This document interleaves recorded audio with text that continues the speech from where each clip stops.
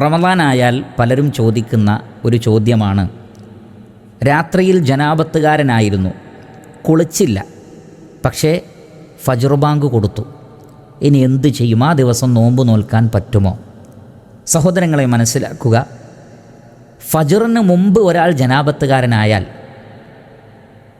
അത് അയാളുടെ ആ ദിവസത്തെ നോമ്പിനെ ബാധിക്കുന്ന വിഷയമല്ല. ഫജ്ർ ബാങ്കിന് ശേഷം അയാൾ കുളിച്ച് നമസ്കരിച്ചാൽ മതി.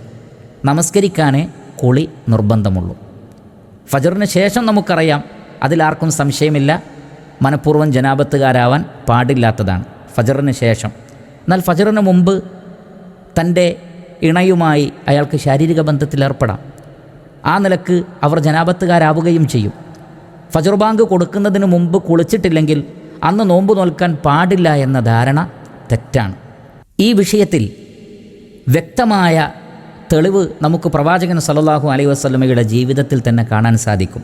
നബി സല്ലല്ലാഹു അലൈഹി വസല്ലമയുടെ ഭാര്യമാരും നമ്മുടെ ഉമ്മമാരുമായ ഉമ്മു സലമ റളിയല്ലാഹു തആല അൻഹ, അതേപോലെ തന്നെ ആയിഷ റളിയല്ലാഹു തആല അൻഹ, ഇവരിൽ നിന്ന് സ്ഥിരപ്പെട്ട ഹദീസിൽ ഇമാം മുസ്ലിം അടക്കം ധാരാളം പണ്ഡിതന്മാർ, ധാരാളം മുഹദ്ദിസുകൾ ഉദ്ധരിക്കുന്ന ഹദീസിൽ കാണാൻ സാധിക്കും.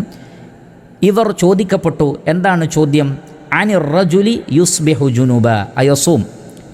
ഒരാൾ ജനാപത്തുകാരനായിരിക്കെ സുബഹിയിൽ പ്രവേശിച്ചു എന്ന് പറഞ്ഞാൽ ഫജ്ർ ബാങ്ക് കൊടുത്തു, ജനാപത്തുകാരനാണ്, കുളിച്ചിട്ടില്ല. അത് സ്ത്രീയാകാം പുരുഷനാകാം. അവർക്ക് നോമ്പ് നോൽക്കാമോ? അതല്ല അന്നത്തെ ദിവസത്തെ നോമ്പ് ഖളാ ആയിപ്പോയോ?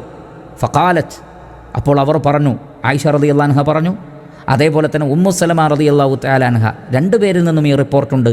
കാന റസൂലുള്ളാഹി സ്വല്ലല്ലാഹു അലൈഹി വസല്ലം യുസ്ബിഹു ജുനുബൻ മിൻ ജിമാഇൻ ലാ മിൻ ഹുൽമിൻ. നബി സല്ലല്ലാഹു അലൈഹി വസല്ലമ ഇണ ചേർന്നുകൊണ്ട് തന്നെ ജനാപത്തുകാരനായി പ്രഭാതത്തിൽ പ്രവേശിച്ചിട്ടുണ്ട്. സുമ്മ ലാ യുഫ്തിറു വലാ യഖ്ദി. എന്നിട്ട് അള്ളാഹുവിൻ്റെ റസൂൽ നോമ്പ് ഒഴിവാക്കിയിട്ടില്ല, ഖളാ വീട്ടിയിട്ടുമില്ല, ആ ദിവസം നോമ്പ് നോറ്റു.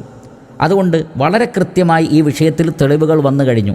അതുകൊണ്ട് ആരും ആ വിഷയത്തിൽ വസ്വാസ് ആവേണ്ടതില്ല. ഫജ്റിന് മുമ്പ് ജനാപത്തുകാരായ ഒരാൾ കുളിക്കാതെ തന്നെ ഫജ്ർ ബാങ്ക് കൊടുത്തു കഴിഞ്ഞാലും അവർക്ക് നോമ്പ് നോൽക്കാം.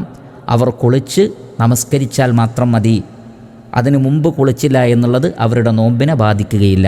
എന്നാൽ ഒരിക്കലും നോമ്പിൻ്റെ പകലിൽ മനഃപൂർവ്വം ജനാപത്തുകാരാവാൻ പാടില്ല എന്നുള്ളത് നമുക്കറിയാവുന്ന കാര്യമാണ്. അല്ലാഹു സുബ്ഹാനഹു വ തആല ഉൾക്കാഴ്ചയോടുകൂടി അവൻ്റെ മതം അനുഷ്ഠിക്കുന്ന ആളുകളിൽ നാം ഏവരെയും ഉൾപ്പെടുത്തി അനുഗ്രഹിക്കുമാറാകട്ടെ.